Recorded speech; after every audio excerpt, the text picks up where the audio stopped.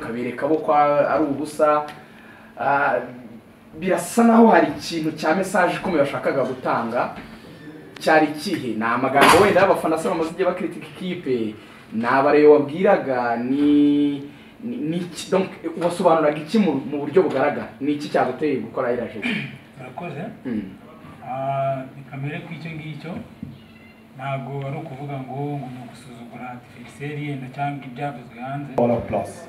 Et les gens qui viendront nous donner un coup de main doivent avoir leur titularisation. Et c'est pour ça. Donc moi je dis pas de politique. Claude, twabonye match irangiye wazengurutse stade. The Choice Live. Donc c'est des matchs qui se jouent plus à l'extérieur qu'à l'intérieur. Donc sur le plan mental, j'ai essayé d'éloigner les joueurs de la pression des masses médias, Facebook, Instagram. J'ai inculqué un travail mental avec mon staff aux joueurs de se concentrer surtout sur le schéma tactique avec quoi on veut jouer, et respecter l'adversaire qui n'est pas facile, Adlec pour Rayon Sport, et surtout donner le maximum au match. Ce qui m'a facilité aujourd'hui de réussir le schéma, c'est le retour des joueurs aussi. Parce que j'avais 5 joueurs qui étaient absents. Donc aujourd'hui, j'ai récupéré Daouda, Ronald qui était suspendu, Momado, et puis Boguicha qui était blessé avec l'équipe nationale. Donc 4 joueurs ils peuvent faire la différence. Bien que je regrette l'absence pour fracture au genou, aux jambes de Dao.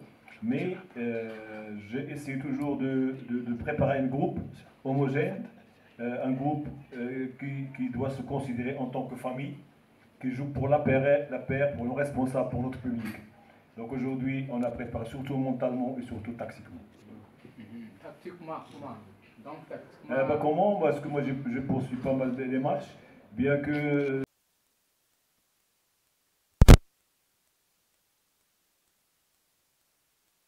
Le 3-0, c'est vrai, le résultat il est très positif, mais pour moi, en tant que coach, il faut encore qu'on travaille. Parce que mon objectif, c'est la fin de saison, qu'on soit champion, qu'on garde la coupe et qu'on prépare notre équipe pour le Champions League.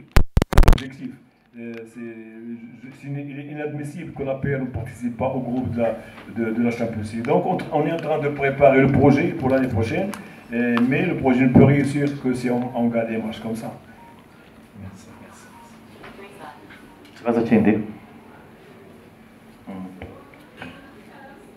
You can keep it in French. Coach, there was some criticism from fans regarding your game, your style, the playing style.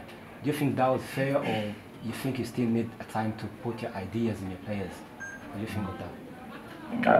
Dit qu'il y avait des critiques sur le style de jeu. Est-ce que tu penses que ces critiques étaient réelles et on devrait critiquer votre style de jeu ou pas? Moi, je ne l'ai même pas vu.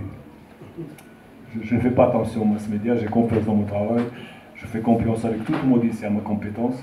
Les critiques, ça me finit sur les forts. Moi, j'ai beaucoup d'expérience, j'ai 30 ans de service. Alors, comment je vais me fâcher pour une critique? Même si je vois une critique, je ne fais pas attention, parce que je sais ce que je fais. Et mon projet, je m'impose avec mes joueurs de travailler ce que je veux. Tu m'as compris? Moi, je ne fais jamais. Je ne lis pas les Facebook, je n'ai même pas de mon portable. Mon portable, c'est pour téléphoner, non pas lire les...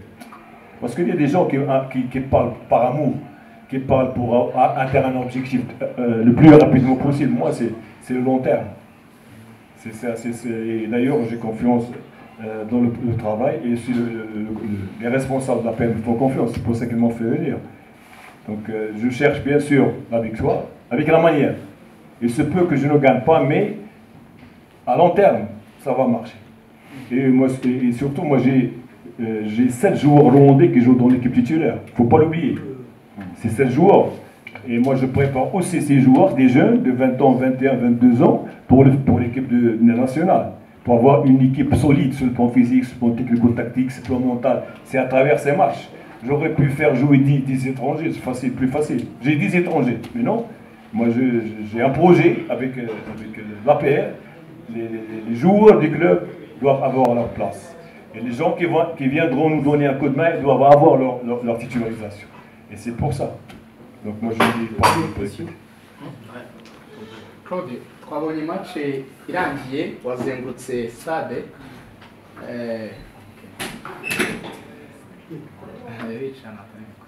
Mon capitaine.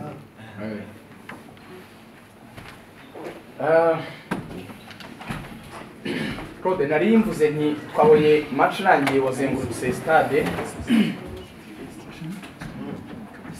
Ça, c'est mon son. Nous, on parle le même langage. À la PR, on est une famille.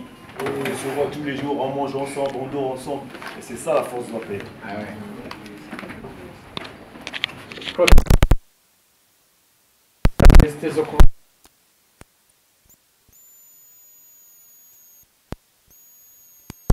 gatatu nk'umubare w'ibitego APR yatsinze ukabereka bo kwa ari ubusa. Birasa naho hari ikintu cya message ikomeye bashakaga gutanga.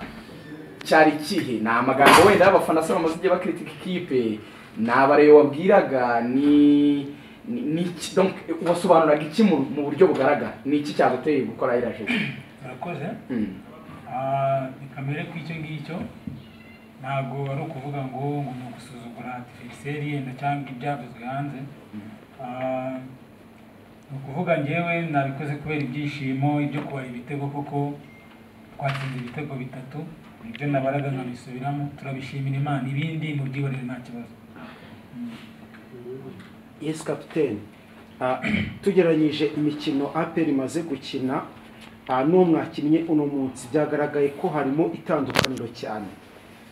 Wareba abantu ibyo bagenda bavuga APR ikina umukino ikina ku mikino ikomeye usanga iri gukina neza kurenza imikino iciriritse. Ese niki kiba cyabayeho ku mikino mitoya ugasanga birabagoye, ku mikino ikomeye mugakina neza?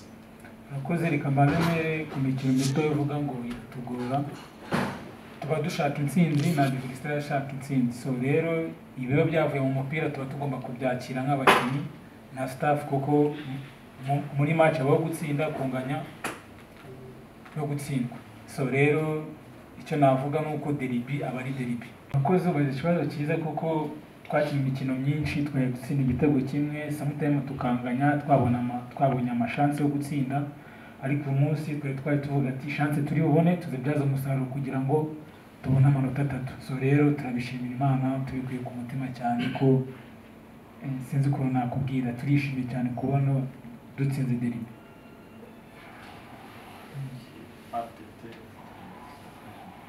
Yego captain, nk'uko babivuze ubushize aravuze ko abafana bakunda kubona ekipe itsinda, ibyo gutsindwa no kunganya batabikunda, ndetse mwari mwasabye imbabazi muvuga ko mugiye mukosora, nibyo mwakosoye. Ese abafana bitege ko mugiye guhozaho kuko imbabazi mwasabye uyu munsi mwabigaragaje ko muzikwiriye, mugomba kuzihabwa? Urakoze kuko ubushize nari nabigarutseho, abafana ba APR twabasabye imbabazi, n'ubu turacyabasaba imbabazi kuko iriya mikino yaduciye mu myanya y'intoki kandi nta manota aba akenewe kugira ngo ujyane shampiyona.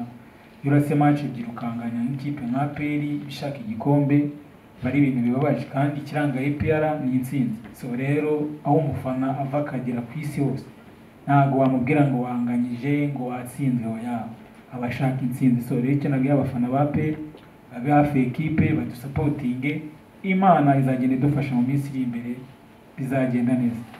Ikibazo cya nyuma. Yego captain, wakoze. Nashaka kubaza ibibazo bibiri. Muri Rwanda Premier League tugiye kwakira amakipe ya Sudan, hamwe nk'abakinnyi mwiteguye gute gukina n'amakipe amagambo akomeye nk'uko coach yarabivuze? Uruhande rwanyu rumeze rute? Ikibazo cya kabiri, Miss yashize imisifurire yagiye itavugwaho rumwe ku ikipe ya APR, avuga ko hashobora kuba harimo uruhande rubuganirwaho. Nk'abakinnyi mwebwe mubyakira mute? Mubona hashobora kuba harimo abango anjitari nziza? Urakoze. Kamere ku cy'abasifuzi cyo nta bushobozi bifite byo kubivugaho. Icy'amakipe yaje, ndumva ikipe imwe niyo tuzi muri Sekafa, ni ikipe nziza. Amakipe yaje ni amakipe meza afite abatoza beza, so rero baraje turabyishimira nk'abakinnyi kuko niyo mwuga wacu. Ndetse baza tukava ntago tuzakina, tugomba gukina amakipe meza, tugomba guhangana kugira ngo tubone intsinzi kandi tubone n'igikombe. Mwakoze rero mwese kwitabira ikiganiro n'itangazamakuru. Akoze capitaine Claude, félicitations encore monsieur l'entraîneur.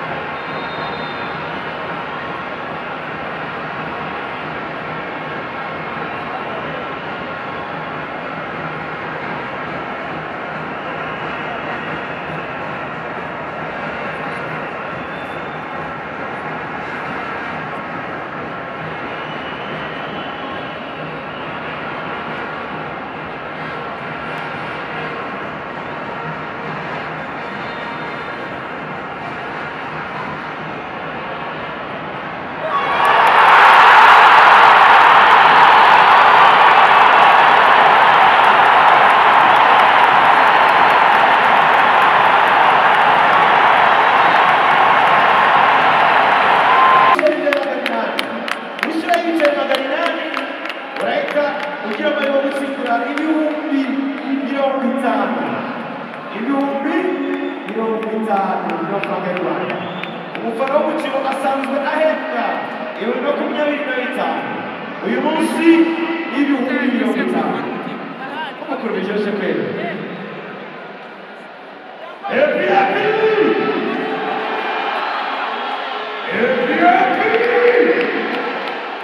The Choice Live.